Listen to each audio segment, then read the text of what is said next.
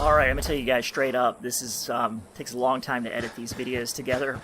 This is for the entirety of the community here. This is 192 different mods that are put together. Usually I have everything in the live stream, so it's really easy for me to do, and so I actually get to play, and you can analyze those things on the playlist that I've got set up. But I'm doing this rare commentary episode because there's so much in this episode, in this live stream.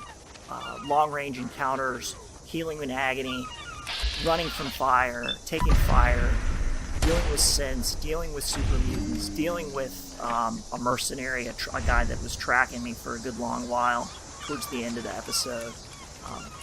Mire lurks, it's got a little of everything in there, and to really see how Agony interacts with better locational damage and the other 192 mods that are in there for a full immersion effect, well, it's all here. Enjoy the episode. It's been Hank.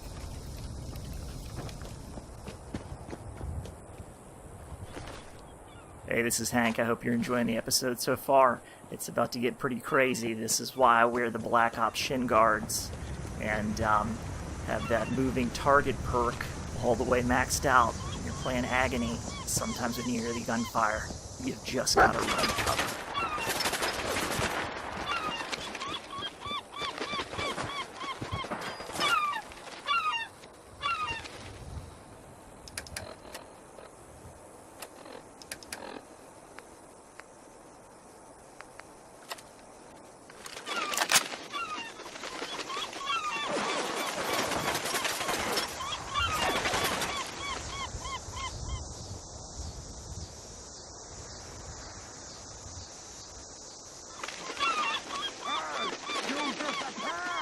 Typically, at close range, I like to go for the Hitman rifle, or intermediate ranges.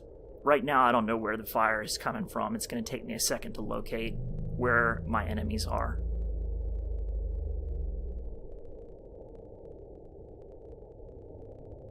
Alright, up above, more of that super mutant group. This would be SKK Stalkers. It's also got another little feature mixed in it, and I forget what mod it is, but the super mutants will regenerate. I think that's part of better locational damage and Agony, which absolutely brutal. Now you'll notice that I immediately switch to a higher caliber than 5.56, especially at those ranges. I immediately go for the 308. The 308 is the only weapon that you're going to be able to headshot. It's the bare minimum caliber that is required to headshot super mutants, especially over distance. It's good to about 3,000 foundation units. Beyond, between 3,000 and 6,000 foundation units, it starts to lose a little power over distance.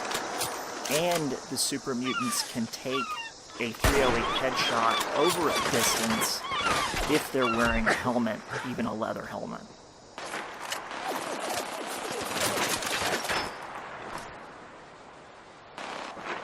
Now this is an Agony bug where you've got your weapon out, and when you choose a bandage to bind your wound, you're going to get that weird kind of clipping animation. So typically what I'll do is I'll sheath my weapon to bind a wound so you don't get this clipping, but at this present moment I'm under such intense pressure because I'm already taking a bleed and I have a lot of super mutants above me, and I know that their AI is going to start having to move in different directions. I forget to sheath my weapon, so typically I've got a little bit cleaner footage, but this is what it is.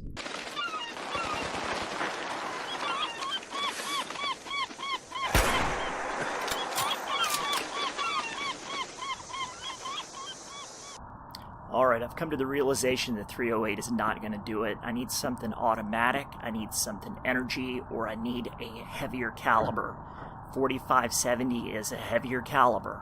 Now that lever action rifle of violence I have at the top, yeah, that 143 damage is going to do it. I'm still on a sniper stance right now. I'm electing for precision to conserve ammunition.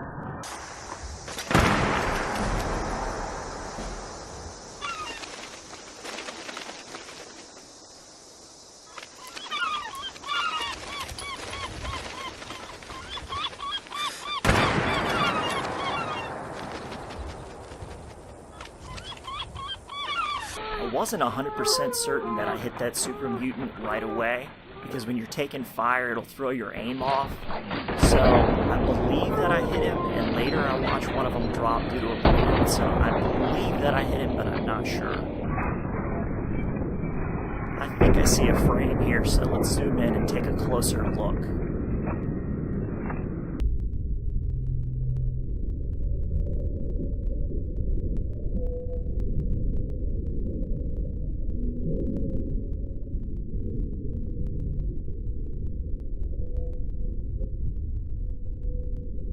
I don't know, that's an extremely tough call. I don't know, leave a comment, maybe you can help me decide. Maybe you're seeing something that I'm not seeing.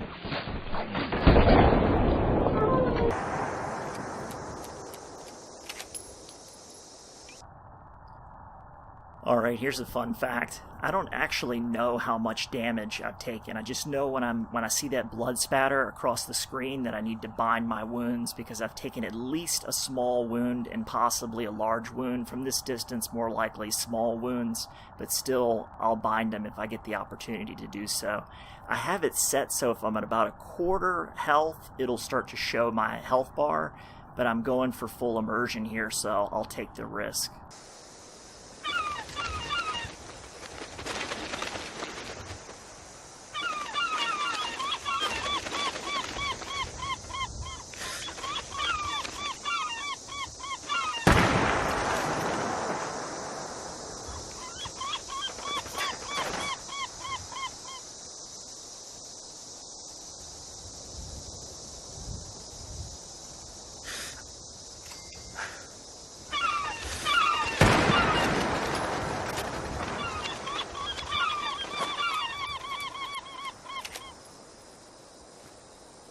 I really hate it when I start to shoot a little bit to the left. I don't think I've missed very much so far. That was my first really bad shot, and it's just painful to watch.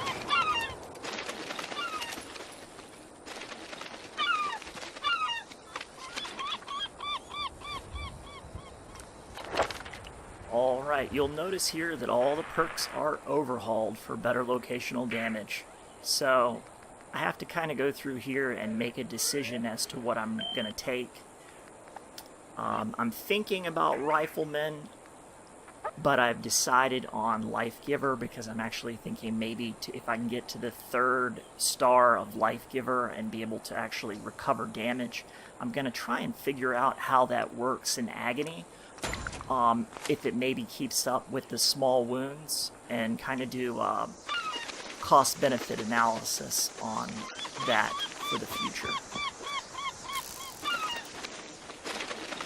Now I'm going to go ahead and skip on up to University Point. If you want to see the full live stream, where basically I just jetpack across the river and try and make some weapon selections,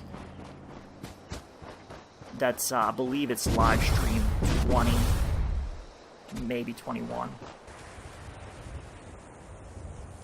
Alright, I've arrived at the backside of University Point. I really don't have any experience with this area, so I'm seeing things for the first time from this perspective. So it's very crucial for me to try and assess the situation and pick the best route in before I go charging in, because the way the game is set up, it's very lethal to make any mistakes.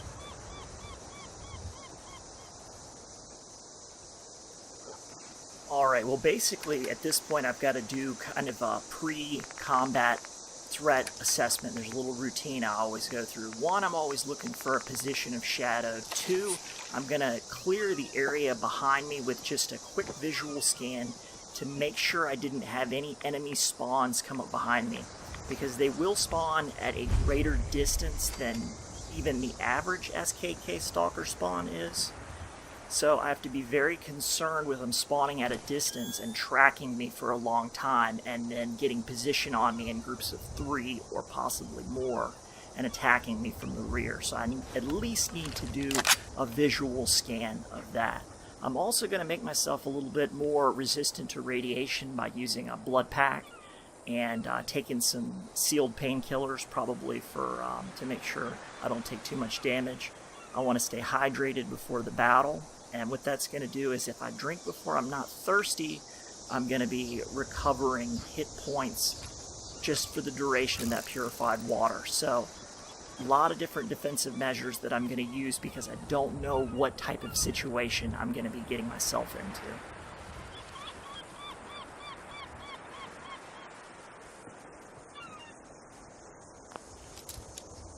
Now, the option here always is to leave the door open behind you, unless you're concerned or you're running from enemies that are tracking from directly behind you, because you always want to leave yourself another out. Also, I'm going to put dog meat and drop him. I use him as a passive lure a lot of times. Hold. You know, if he takes 2 or 3 hits and I have to use 1 stim pack on him, that's going to potentially that will save my life, and it has in many occasions.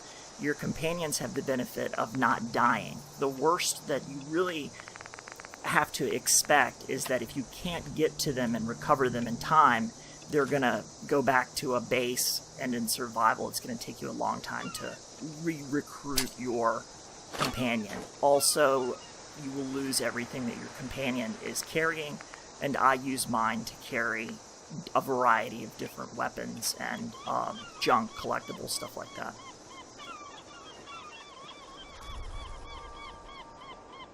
This is definitely one of the most tense parts of any encounter, is trying to figure out exactly all the vectors where the enemy can attack you and where you're going to go when they begin to attack. I've already thrown out a preliminary pulse mine just as kind of an early defensive measure. If I can get it into a better position, I'm going to get it into a better position as I do. And mines, explosives, and traps are absolutely critical to survival in this type of full immersion. Luring your enemies into a series of traps to soften them up before you have to do any kind of direct engagements is crucial.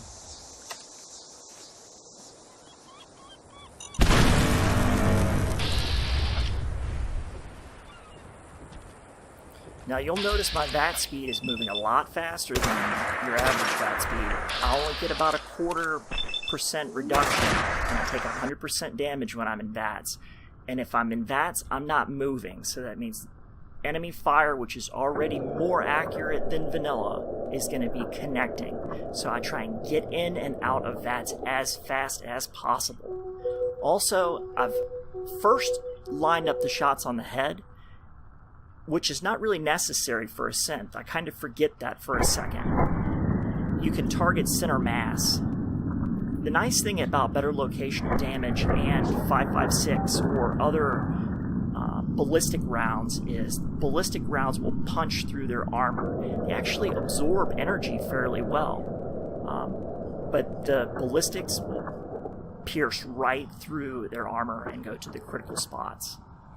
So I pop in VATs and pop out of VATs even before all 4. Once I realize that those headshots are not connecting, I say I've quickly got to move to another sector. I've got to get hits in or he's going to return fire. I'm going to be in trouble.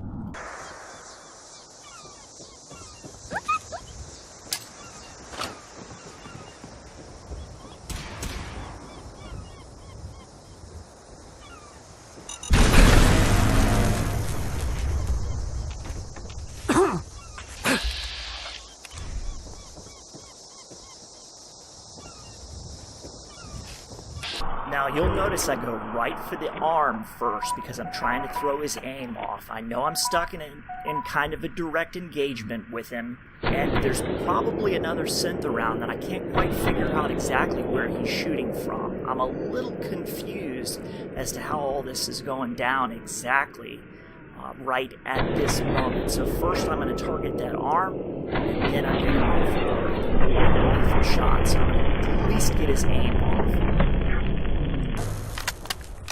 I bandaged way too early here. I should have cleared, but I was afraid I was going to bleed out, which is a very real possibility. When I start to see my health bar, which I do, I know I'm in very, very deep trouble. I might have seconds to administer some sort of bandage or painkillers or a chem or something to get me out of trouble. I'm desperately looking for a place to move, to run to, anything. I'm kind of in a moment of panic, but fortunately everything works out.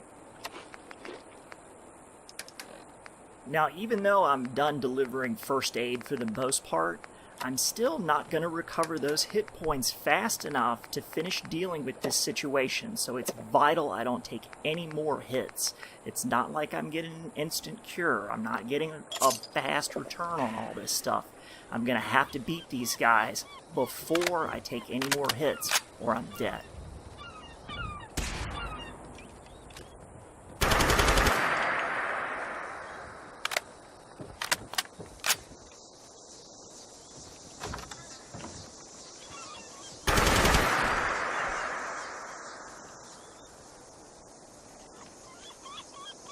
Making sure that I recover dog meat before he teleports back to another spawn.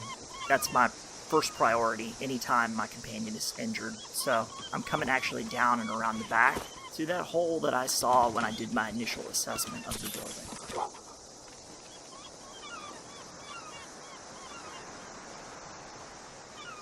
I've got to do a little check on inventory now because it's going to make a big difference in how I proceed in moving forward, knowing that I'm dealing with Gen 2 synths.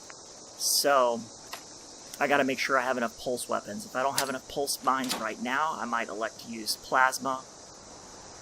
Fortunately, I have about nearly 20 pulse grenades. Come on.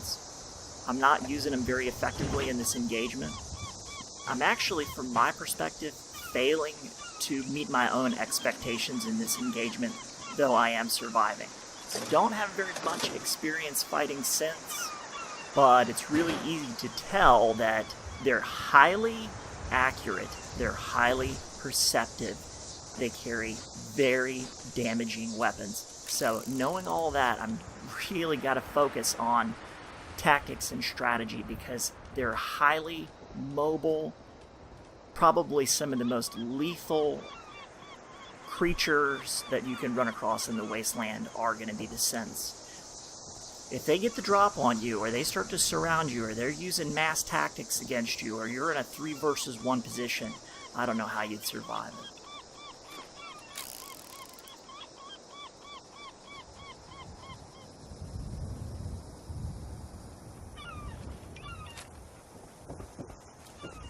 You'll notice that I don't grab a whole lot. Ammo and a synth component, generally speaking. When I strip a corpse, it's just going to be caps, ammo, first aid. That's it, bare minimum. The only time I'll take a weapon if it's wait there. Maybe if it's a legendary, and that's it. Or I need it possibly to scrap.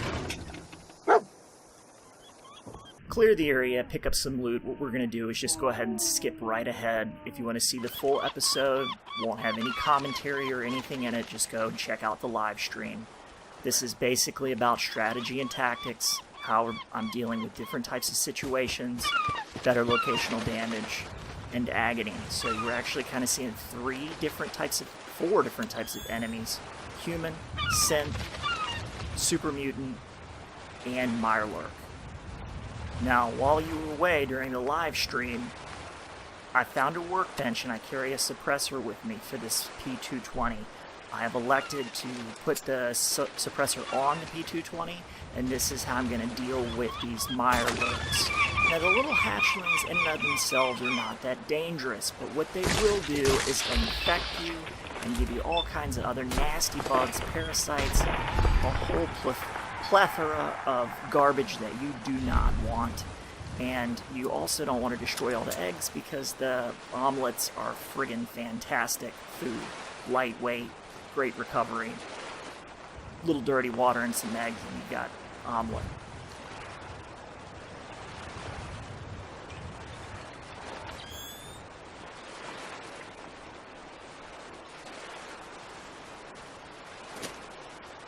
I like the added difficulty of having to make very quick decisions in VATS. Not having the opportunity to meditate on which targets I'm going to select and what I'm going to take first actually sometimes forces me to make bad decisions or let's just say less than optimal decisions. But I'm very, very happy with the way that this entire engagement turns out behind the building against all these Mirelurk hatchlings. All the targets are selected, everything seems to go through almost perfectly.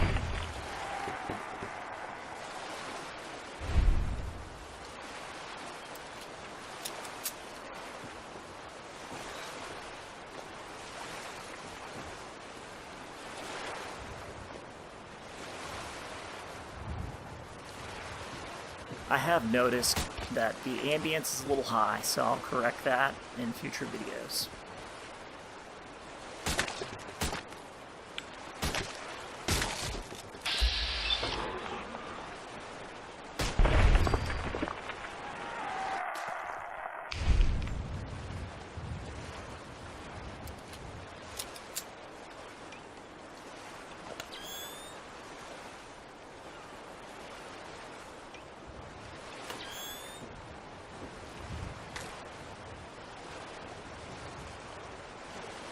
Anybody that's a YouTuber or a gamer or a modder knows that when you're editing, it takes a very, very long time to put things together. So I'm about at 21 minutes right here, and frankly, I'm kind of sick of editing. So, you know, given the situation I think we're all in right now, where we don't get paid for our work and we have to beg for donations and all that crap, and there's plenty of modders that deserve more money, and we need to kind of try and finance our own community. It's really ridiculous, but c'est la vie.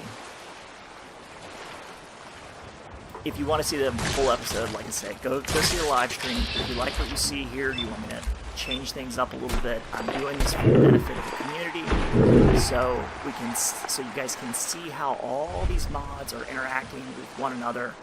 192 active mods, all the different retextures. Buyrate Beck needs to be given a lot of credit for putting together a brilliant modding guide, so almost anybody can do it. If somebody as simple as I can do it, then you can do it. So just let me know what you like. Maybe I'll do another edit, I don't know. Depends on how I like to waste my entire day. So catch you guys on the flip side. It's been Hank.